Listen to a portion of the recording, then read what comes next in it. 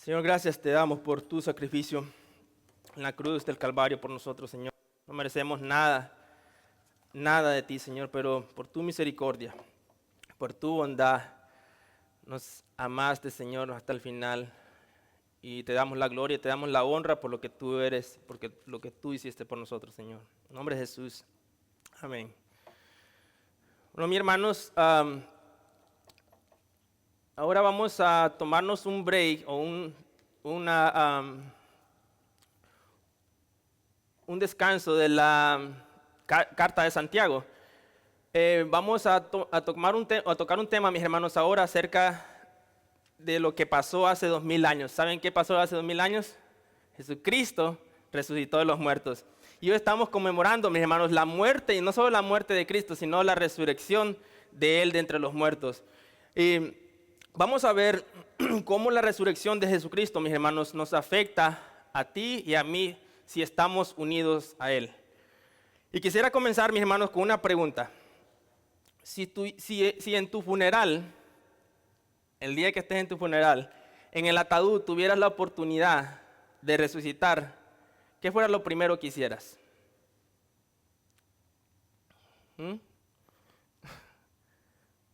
En mi caso, saltar de ese ataúd, ¿verdad? O me quedaría ahí, que aquí está como muy cómodo. No, eso fuera lo primero, mis hermanos, que haríamos, salir de ese ataúd. Nuestro tema de hoy, mis hermanos, se titula Su victoria sobre la muerte es mi victoria sobre el pecado. Y les voy a pedir que abran su Biblia en la carta de Romanos, capítulo 6, versículos 5 al 14. La carta de Romanos, capítulo 6, versículos 5 al 14. El contexto aquí, mis hermanos, el apóstol Pablo está hablando acerca de que ya que hemos sido, estamos juntamente con Cristo, o hemos sido plantados juntamente con Cristo, debemos de vivir una vida diferente, debemos de vivir muertos al pecado. ¿Lo tenemos? Romanos capítulo 6, versículo 5.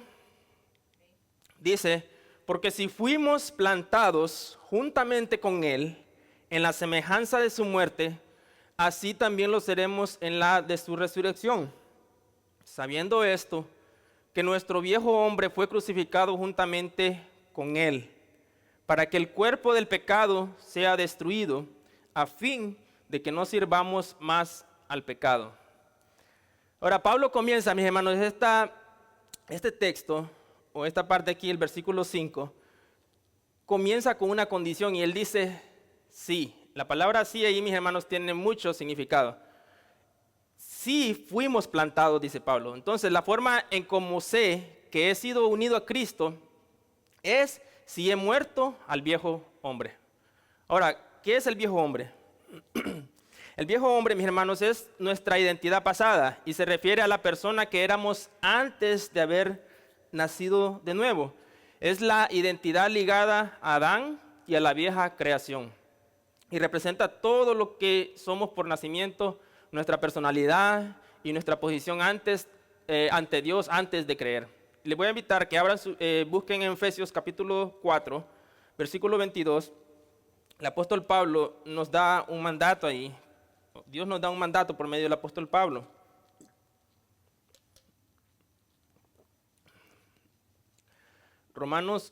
Efesios 4, capítulo 4, versículo 22.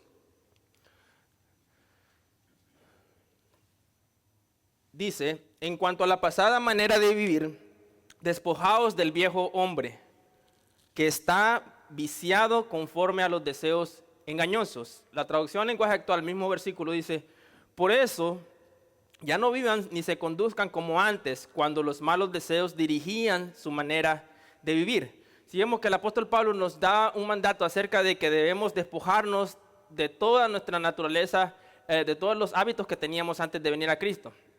Aquí el apóstol Pablo no está hablando acerca de las hermanas que se despojen del viejo hombre. No, está hablando acerca de que nos despojemos de nuestros malos hábitos. Ahora, hay unas características, mis hermanos, desde el versículo 25 al versículo 29, que el apóstol Pablo nos dice, ahí en Efesios 4, del 25 al 29, hay unas características que Pablo nos da acerca de cómo actúa el hombre viejo. En el versículo 25, el apóstol Pablo dice que el hombre viejo o la naturaleza, antes de venir a Cristo, se deleita en mentir. ¿Cuántos se deleitaban en mentir? Aquí yo soy uno primero, mis hermanos. Yo me deleitaba en mentir, mis hermanos.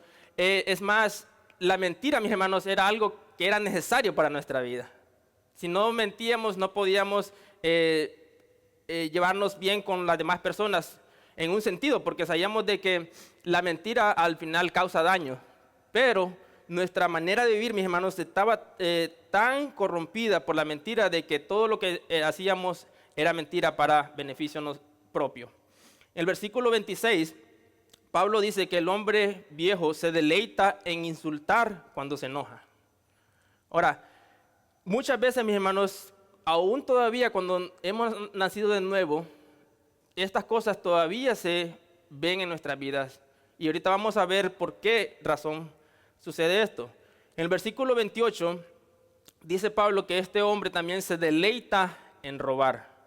Versículo 28 dice que el que robaba ya no robe más, sino que ahora trabaje para dar a los que pasan necesidad. El hombre viejo, mi hermano, se deleita en robar en cualquier forma posible.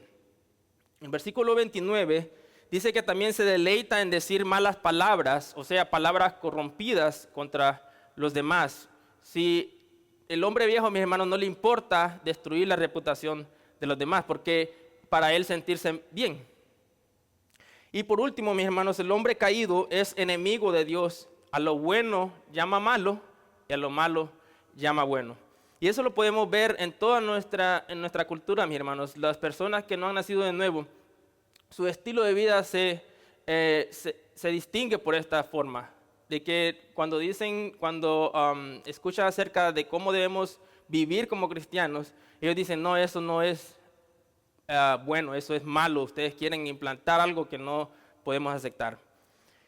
Ahora, versículo 5, ahora sí, Romanos, porque si fuimos plantados, dice Pablo, juntamente con él, en la semejanza de su muerte, así también lo seremos en la de su resurrección. Ahora, en este versículo Dios promete, mis hermanos, que si yo he muerto con Cristo a mi vieja manera de vivir, seré resucitado así como Cristo lo fue. ¿En qué sentido? Bueno, en que yo no tenía el poder, mis hermanos, de destruir al viejo hombre. La rebeldía abierta, esa actitud que tenía para con Dios, Dios no reformó al viejo hombre. Dios tuvo que crucificarlo juntamente con Cristo. Así como Dios, mis hermanos, dice la Biblia que Dios crucificó a Cristo, en el capítulo 4, creo, de Hechos, dice Pedro, de que Dios había premeditado desde antes de la fundación del mundo, de que Él iba a crucificar a su Hijo en la cruz. Y así como Dios crucificó a su Hijo en la cruz, así también cuando nosotros creemos en el Evangelio y nos arrepentimos, nosotros somos uno con Cristo en su muerte también. En la cruz, mis hermanos, Dios colgó a Cristo y así lo hizo con mi viejo hombre. Nosotros no teníamos el poder para crucificar al viejo hombre. ¿O cuántos de nosotros, antes de venir a Cristo, cuando nos predicaban el Evangelio nos gustaba? Nadie. Entonces, esa es la naturaleza del viejo hombre, mis hermanos, completa rebeldía ante Dios, y alguien más poderoso tenía que crucificar y destruir a ese viejo hombre. Ahora, si mi viejo yo ha sido muerto con Cristo, entonces mi nuevo yo debe ser diferente, ¿correcto? El Cristo resucitado, mis hermanos, vive en una diferente dimensión. Jesús tiene un cuerpo resucitado ahora, pero ya no es como el que tenía antes de su muerte. Entonces así debe ser con nuestra nueva naturaleza. Lo que antes me gobernaba, lo que antes me traía placer, lo que antes me deleitaba, ahora ya no puede gobernarme porque estoy juntamente con Cristo. Todo lo que Jesús hizo en la cruz estoy identificado con Él. Ahora, algunas personas que no han nacido de nuevo les gustaría ir al cielo. Y eso lo puedes probar, mis hermanos, cuando les hablas a las personas y les preguntas, ¿te gustaría ir al cielo o al infierno? Al cielo, obviamente. Nadie quiere irse al infierno, algunos sí, pero les gustaría irse al cielo, pero no les gustaría morir a su vieja naturaleza. ¿Por qué? Porque la Biblia dice, Jesús dijo que la luz vino al mundo, pero los hombres amaron más las tinieblas que la luz porque sus obras eran malas. Entonces las personas que no han nacido de nuevo, ellos aman su pecado y eso era nuestra condición antes de venir a Cristo. Amábamos nuestro pecado y por eso no veníamos a Cristo. Es tan cierto, mis hermanos, así como que sin muerte al yo, no hay resurrección al nuevo yo. Si nosotros no hemos muerto a nuestro viejo hombre, entonces estamos muertos todavía a nuestros delitos y pecados y por lo tanto no hemos resucitado con Cristo. Si Cristo nunca hubiera muerto, mis hermanos, nunca hubiera resucitado. La razón por la que Cristo resucitó es porque primero murió. Así también, si quieres vivir una vida o vivir en una nueva naturaleza, debes estar dispuesto a morir a tu vieja naturaleza. En el versículo 6, mis hermanos, si yo morí juntamente con Cristo, debe haber una evidencia de mi resurrección presente y futura. Sabiendo esto, dice el versículo 6, que nuestro viejo hombre fue crucificado juntamente con él, para que el cuerpo del pecado sea destruido a fin de que no sirvamos más al pecado. Ahora, al momento en que yo creo y me arrepiento de mis pecados, soy identificado con Cristo. Dios clava a mi viejo hombre juntamente con Cristo, lo mismo que le pasó a Cristo, me pasa a mí. Ahora, Dios tiene un propósito, mis hermanos, para crucificar a ese viejo hombre, y la última parte del versículo 6 nos lo dice. ¿Para qué dice? Para que el cuerpo del pecado sea destruido, a fin de que no sirvamos más al pecado. Ahora, Dios utiliza nuestra muerte al viejo hombre para librarnos del pecado. Imagínate que vamos a identificarlo con este ejemplo. Si hay alguien que viene con una arma a asesinarte y de repente aparece la policía y la policía le quita la vida a esa persona, pregunta, el cuerpo de esa persona está ahí, ¿te puede hacer algo? Ya no, porque está muerto. Bueno, así mismo, mis hermanos, mi viejo hombre no puede esclavizarnos, nuestro viejo hombre no puede esclavizarnos al pecado otra vez porque ya está muerto. El Pablo, ¿te acuerdas de lo que dijo? Despojaos del viejo hombre. Entonces debemos considerar a nuestro viejo hombre destruido, podrido, descompuesto, asqueroso, maloliente y en consecuencia, ¿qué se hace con un cadáver? Se entierra. ¿Ven? Ahora, algunos se preguntarán, ¿por qué si el viejo hombre está muerto, por qué todavía siento un deseo de pecar dentro de mí? La respuesta, mi hermano, es la carne. La carne es diferente al viejo hombre. Aunque el viejo hombre está muerto, él todavía usa la carne como un instrumento para hacernos pecar. ¿Recuerdan las obras de la carne y el fruto del Espíritu? Dice que la carne se opone al Espíritu y el Espíritu a la carne para que no hagamos lo que Dios quiere. Ahora, aunque ya no es nuestro amo el cuerpo, mis hermanos, el viejo hombre, por eso debemos despojarnos de él. Y Charles Spurgeon lo describe de esta manera. Dice, la maldad o el viejo hombre entra en nosotros ahora como un intruso y un extraño y obra estragos, pero no permanece en nosotros en el trono. Es un extranjero, despreciado y no más honrado ni disfrutado. Estamos muertos al poder reinante del pecado. Es así, mis hermanos, cuando nosotros vivimos o estamos vivos para Dios, ya la maldad o el pecado ya no es algo que nos gobierna, sino que algo que entra como un intruso, pero no tiene su trono permanente en nosotros. Ahora, algunos han descrito la carne como la proyección donde el viejo hombre todavía es mostrado. Si ponen ejemplo, ese proyector que está ahí y la imagen que está aquí, ¿la imagen que está aquí existe? ¿Sí o no?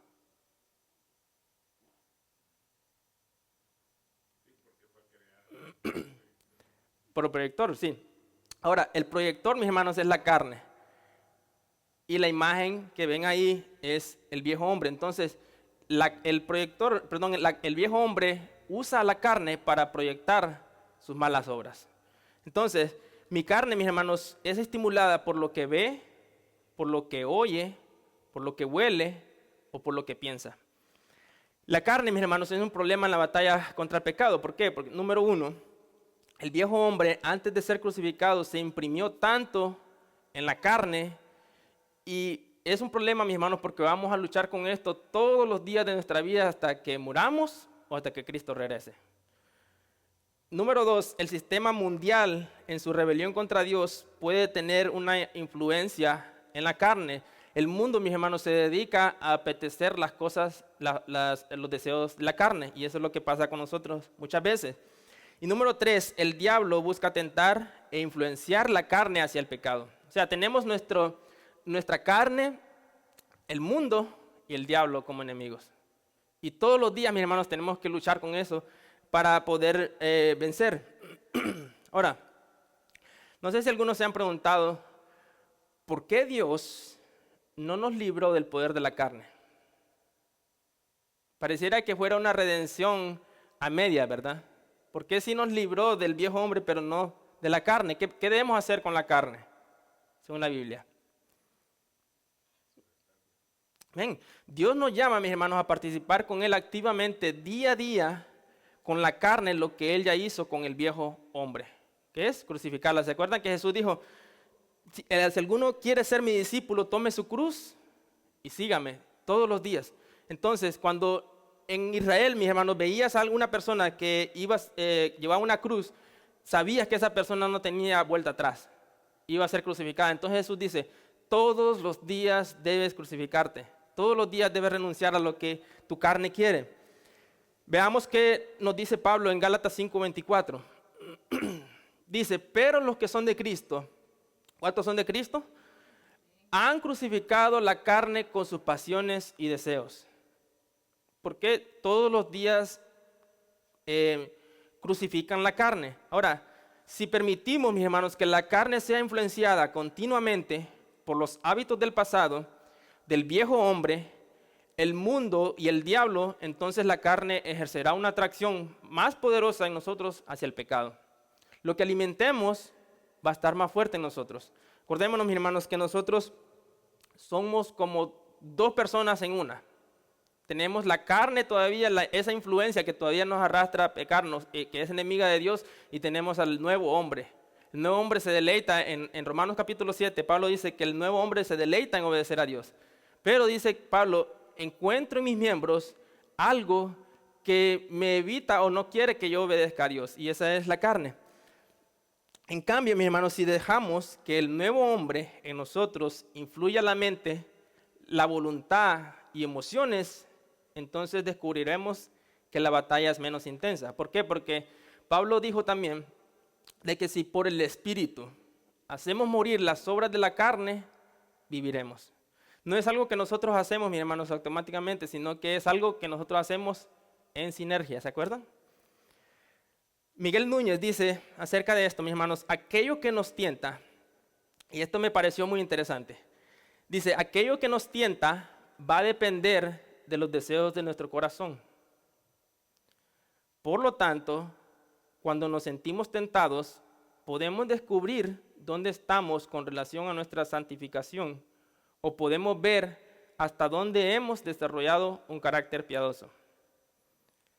Cuando somos tentados, mis hermanos, podemos ver cuáles son las cosas que todavía no hemos entregado a Dios.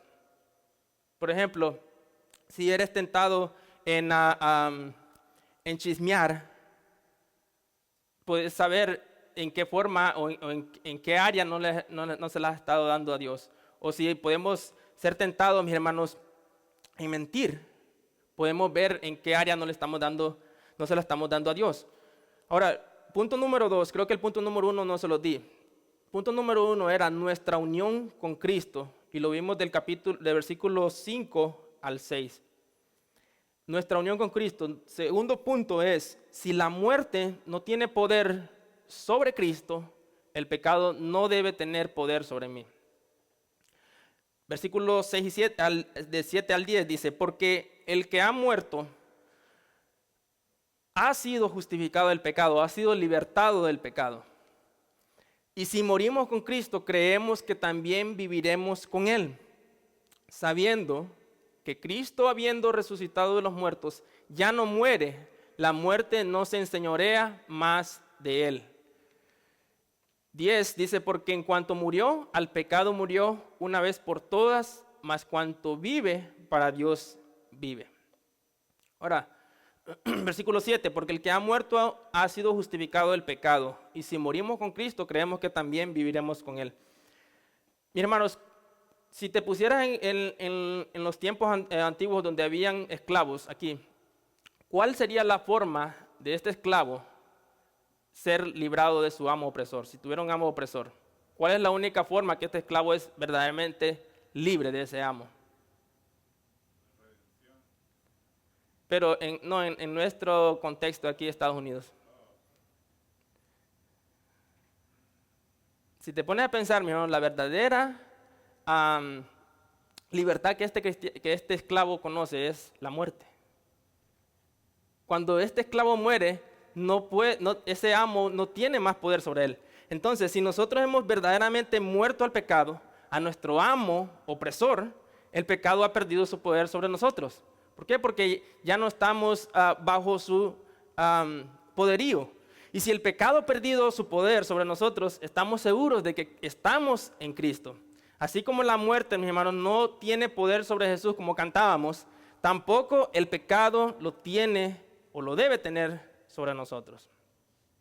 En versículo 9 dice, sabiendo que Cristo, habiendo resucitado de los muertos, ya no muere, la muerte no se enseñorea más de él. ¿Sigamos? Porque en cuanto murió al pecado, murió una vez por todas, mas en cuanto vive, para Dios vive. Ahora, ya que hemos muerto al pecado con Jesús y hemos resucitado juntamente con Él, la muerte, mis hermanos, ya no se enseñorea más de nosotros. El nuevo hombre no solamente tiene vida eterna. No solamente tenemos vida ahora, mis hermanos, sino que nuestra vida ya eterna ya comenzó para aquellos que están en Cristo. Juan 5:24 dice, de cierto os digo, dice Jesús, el que oye mi palabra y cree al que me envió, tiene vida eterna y no vendrá a condenación, mas ha pasado de muerte a vida. Si vemos, mis hermanos, que nuestra única muerte que nosotros pasamos cuando ya venimos a Cristo es al viejo hombre. Cuando muramos, literalmente, es solamente una transición a la nueva vida. ¿Cuántos están emocionados por morir? No debería darte temor, mis hermanos. Si te da temor, te está diciendo dónde estás. ¿Okay? La muerte, mis hermanos, ahora no es nuestro enemigo. Ya Jesús la derrotó en la cruz del Calvario. Entonces, así como Cristo, mis hermanos, murió una vez, ahora vive para Dios. La muerte no es más nuestro enemigo, sino que ahora es una transición nada más hacia estar a la presencia de Dios. Ahora, ¿qué implica esto? Que Jesús murió una vez y ahora vive para Dios. ¿Qué implica esto para nosotros? Bueno, de que la vida, mis hermanos, que nos ha sido dada, ya no la debemos de vivir para nosotros. ¿Para quién se debe vivir la vida que nosotros tenemos ahora? Ya que Cristo dice resucitó y ahora vive para Dios, ¿para quién debería ser nuestra vida? Para Dios. Amén. Entonces, Charles Spurgeon dice, si Dios nos ha dado a ti y a mí una vida nueva, enteramente nueva en Cristo, ¿cómo puede ser gastada la vida a manera de la vida vieja? El espiritual debe vivir como el carnal. ¿Cómo puedes tú, que eras siervo del pecado, que el pecado te gobernaba, pero que has sido libre por la preciosa sangre, regresar a tu antigua esclavitud? ¿Cómo un esclavo, mis hermanos, que había sido libertado en nuestro contexto de Estados Unidos y que ya no tenía nada que ver con ese amo opresor, cómo ese esclavo se volvía a ser esclavo de ese amo opresor? No era razón, mis hermanos, de hacerlo. ¿Por qué? Porque había sido libertado. Nadie en su sano juicio haría eso. Y esto nos lleva a nuestro tercer punto. Mi responsabilidad habiendo sido resucitado. Noten que no digo habiendo resucitado. Porque el único que resucitó en sí mismo fue Jesús. Pero a nosotros, mis hermanos, Dios nos dio vida. Versículos 11 al 14. Dice, así también vosotros consideraos muertos al pecado, pero vivos para Dios en Cristo Jesús, Señor nuestro. No reine pues el pecado en vuestro cuerpo mortal, de modo que lo obedezcáis en sus concupiscencias. Ni tampoco presentéis vuestros miembros al pecado como instrumentos de iniquidad, sino presentaos vosotros mismos a Dios como vivos de entre los muertos y vuestros miembros a Dios como instrumentos de justicia. Porque el pecado no se enseñoreará de vosotros, pues no estáis bajo la ley, sino bajo la gracia. Ahora el versículo 11 dice, así también vosotros considerados muertos al pecado, pero vivos para Dios en Cristo Jesús, Señor nuestro. Considerarte muerto al pecado, mis hermanos, la palabra aquí en griego es como contar con que nuestro viejo hombre está completamente muerto. Te voy a poner un ejemplo. La semana pasada iba manejando y de repente llevaban un corte fúnebre. En ese corte fúnebre, mis hermanos, llevaban un muerto, ¿verdad? Bueno, resulta que cuando este corte fúnebre iba cruzando una intersección, un carro se le metió y tuvieron que frenar bien fuerte, que a tal punto, mis hermanos, que el ataúd se abrió. ¿Saben qué hizo el muerto? Empezó a maldecir a los que se les habían atravesado. Ahora, ¿cuántos creen esa historia? Imposible, ¿va? Bueno, así mismo, mis hermanos, ¿qué se espera de alguien que ha resucitado, de alguien que está vivo, de alguien que está muerto al hombre viejo, así como nosotros? Cuando nos insultan, ¿qué debo hacer?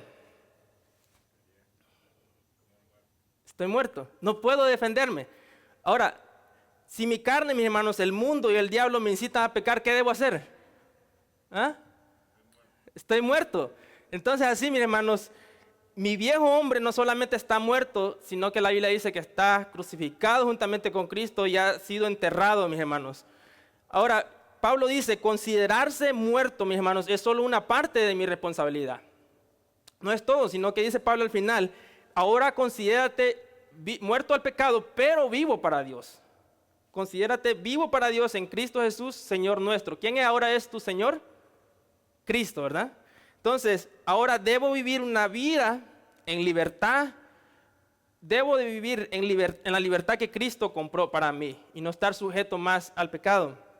Versículo 12 dice, no reine pues el pecado en vuestro cuerpo mortal, de modo que lo obedezcáis en sus concupiscencias o en sus deseos. Esto es algo, mis hermanos, que solo el verdadero cristiano puede hacer. Si el pecado sigue siendo tu rey, no puedes quitarlo de su trono. Jesús dijo, mis hermanos, que el que hace pecado, o sea, el que practica el pecado, esclavo es del pecado. Ahora, para aquellos que nunca han nacido, que no han nacido de nuevo, que nos están escuchando, ¿cómo puedo quitar al viejo hombre de su trono? Nosotros no podemos hacer nada, mis hermanos. La única forma que podemos hacer es humillándonos y arrepintiéndonos delante de Dios. Él es el único que puede destruir en la cruz al viejo hombre juntamente con Cristo.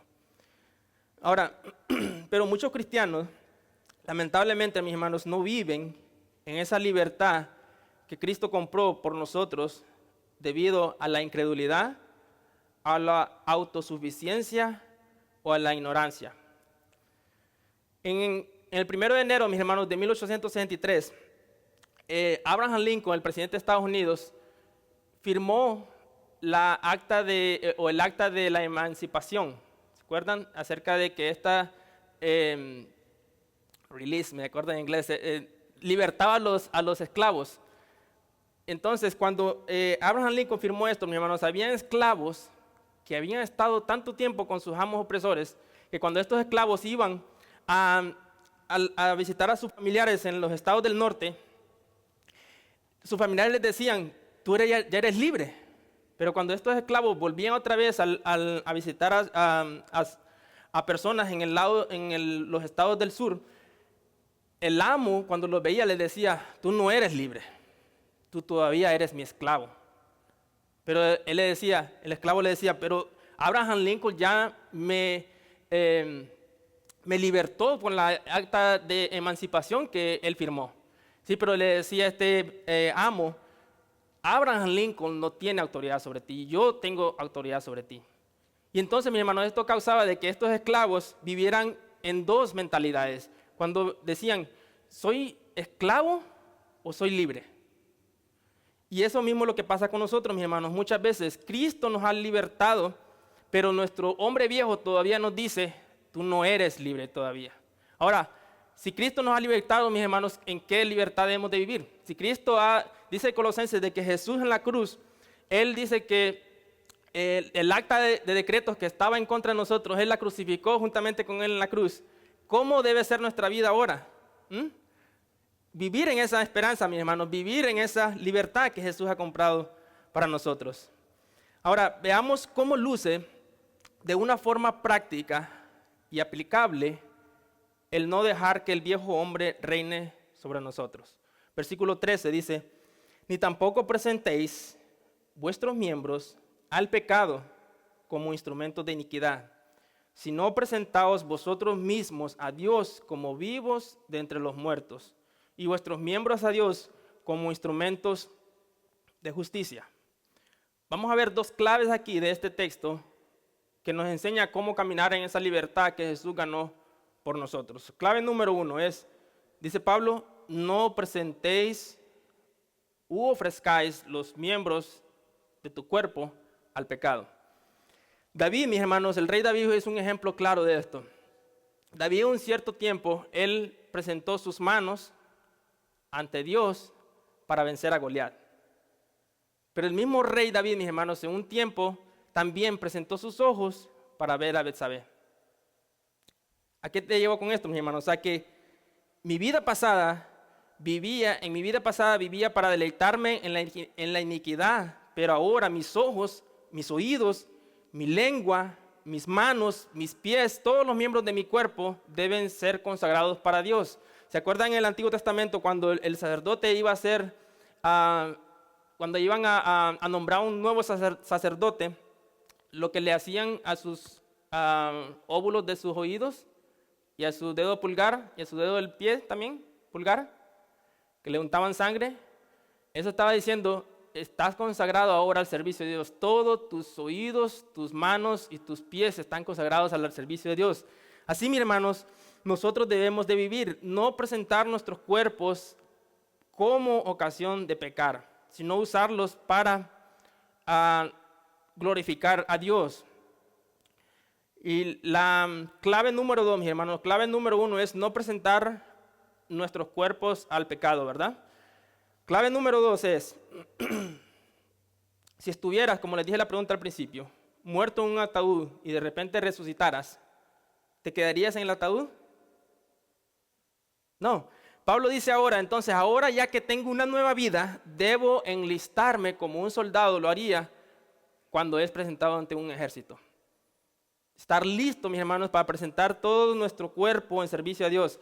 ¿Se acuerdan que Pablo dijo en Romanos 12:1 al 2, no os conforméis a este siglo, sino renovados por medio, o ser transformados por medio de la renovación de vuestro entendimiento? ¿Para qué dice? Para que comprobéis cuál es la voluntad de Dios, buena, agradable y perfecta, mis hermanos. Nosotros debemos de vivir, si el mundo dice, así tienes que criar a tus hijos, ¿cómo dice Dios que debes hacerlo? De su forma.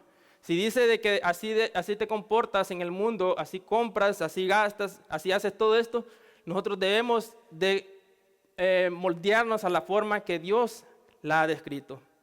Jesús, mis hermanos, es mi máximo ejemplo. Jesús, al resucitar, salió de la tumba. Él no se quedó en la tumba. Y ahora Él vive para Dios. Nuestra forma, mis hermanos, nuestra forma de pensar debe ser como la del rey David. En Salmos 86, 11 al 13 dice, enséñame, oh Jehová, tu camino. Caminaré yo en tu verdad. Afirma mi corazón para que tema tu nombre. Te alabaré, oh Jehová, Dios mío, con todo mi corazón y glorificaré tu nombre para siempre, porque tu misericordia es grande para conmigo. ¿Para cuántos la misericordia de Dios ha sido grande? Y dice, y has librado mi alma de las profundidades del Seol. Hermanos, si Cristo te ha libertado, ¿cuál debe ser nuestra forma de vivir ahora? ¿Ven? En agradecimiento para con Dios. Pero lamentablemente, mis hermanos, muchos de nosotros nos pasa lo que le pasó a este personaje. En el siglo XIV, mis hermanos, dos hermanos se pelearon por el derecho de gobernar en lo que hoy es Bélgica. El hermano mayor, mis hermanos, se llamaba Reinald, pero se le conocía comúnmente como Crassus, que su nombre en latín, o ese sobrenombre, significa gordo, porque este hombre, mis hermanos, era extremadamente obeso. Y Crassus Reinald tenía un hermano menor que se llamaba Edward.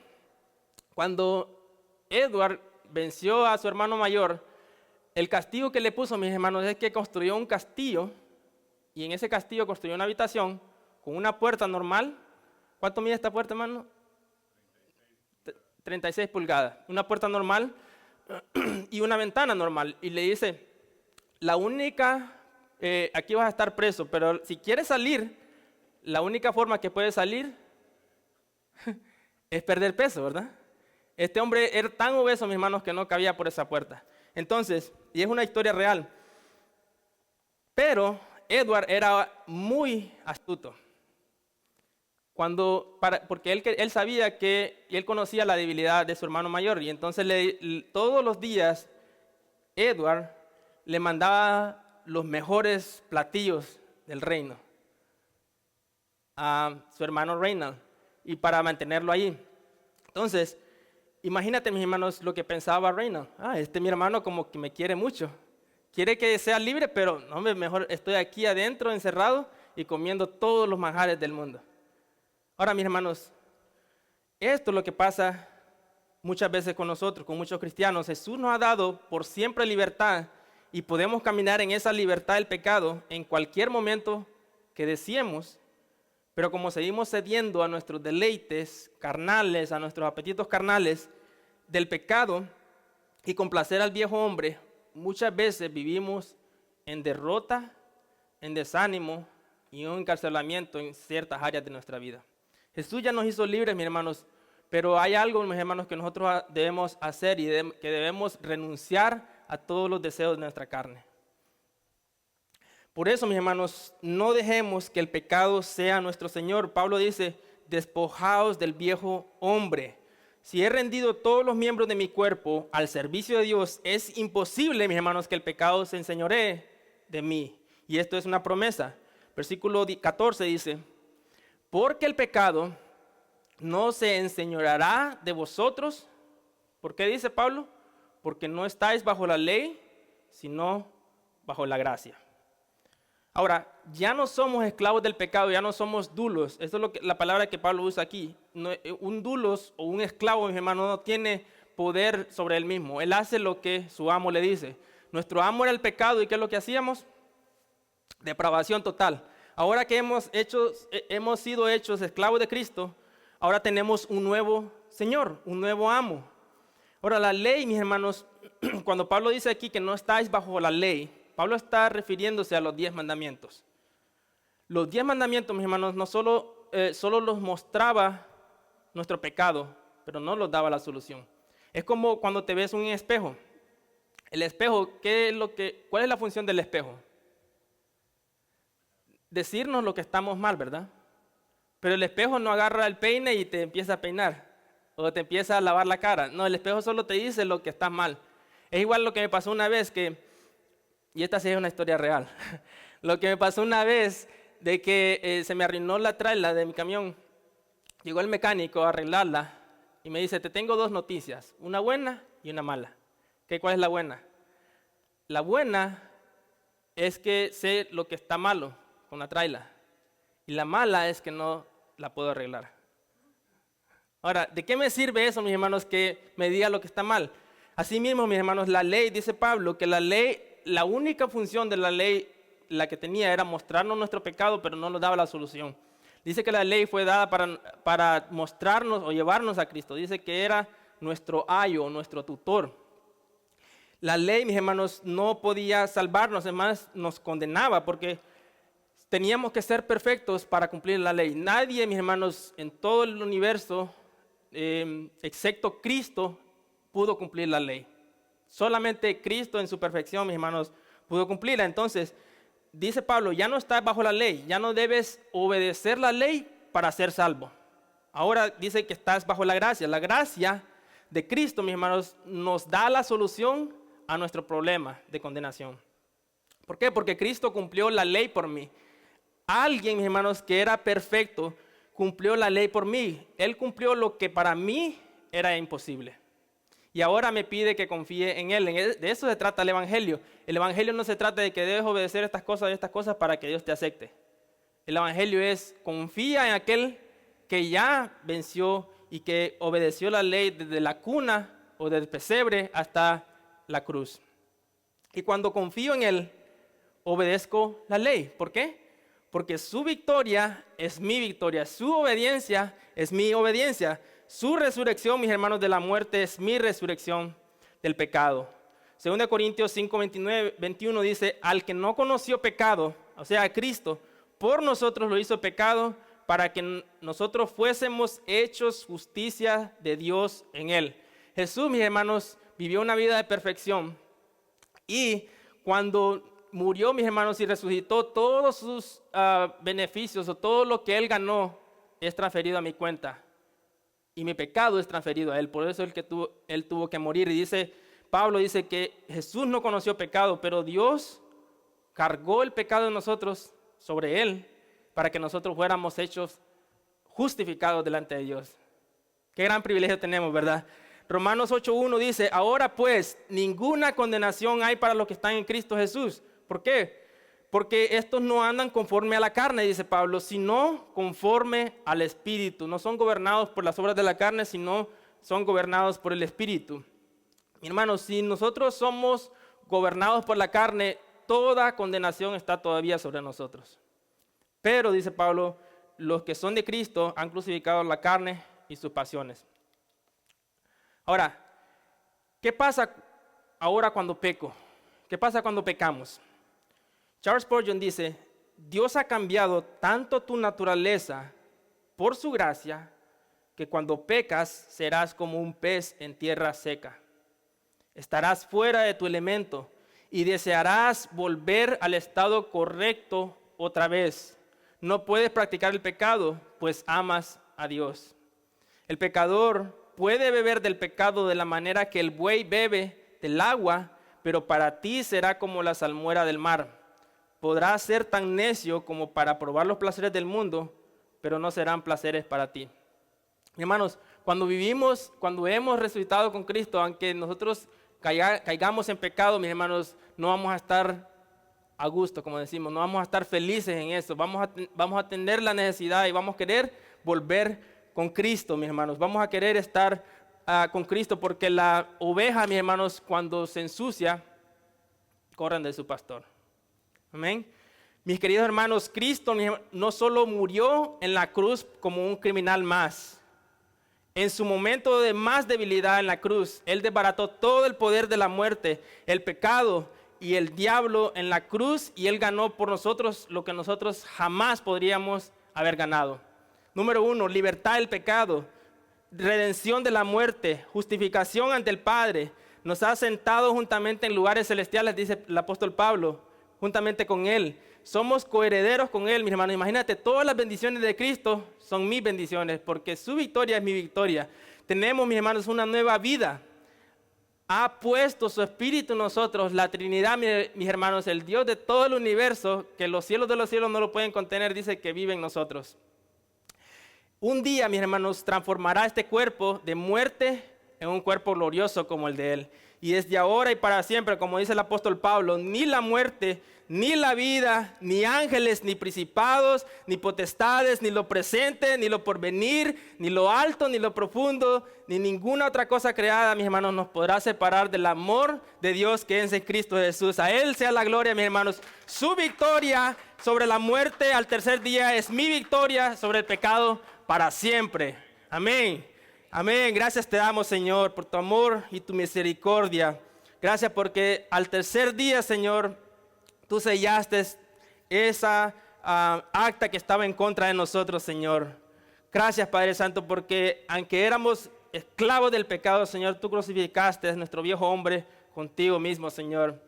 Y hemos muerto al pecado y ahora vivimos para ti, Señor. Tu resurrección de la muerte, Señor, o tu victoria sobre la muerte en nuestra victoria sobre el pecado, porque todo lo que todos tus obras que tú hiciste, Señor, son aplicables para mí. Gracias te damos, Señor, por tu amor, por tu misericordia, Señor, porque tú has sido bueno para con nosotros en gran manera.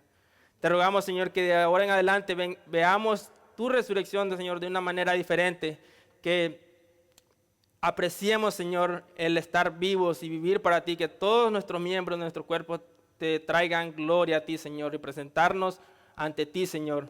En el nombre de Jesús. Amén. Amén.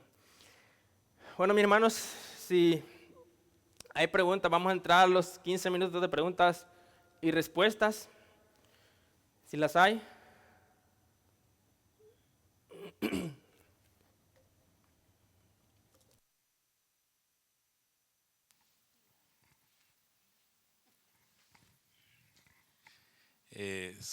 No solamente es para lo que usted dijo, que cuando ya un nacido de nuevo practica, peca, no somos practicantes del pecado y no está tranquilo, también tenemos que recordarnos que el pecar, estando en gracia, también hay consecuencias.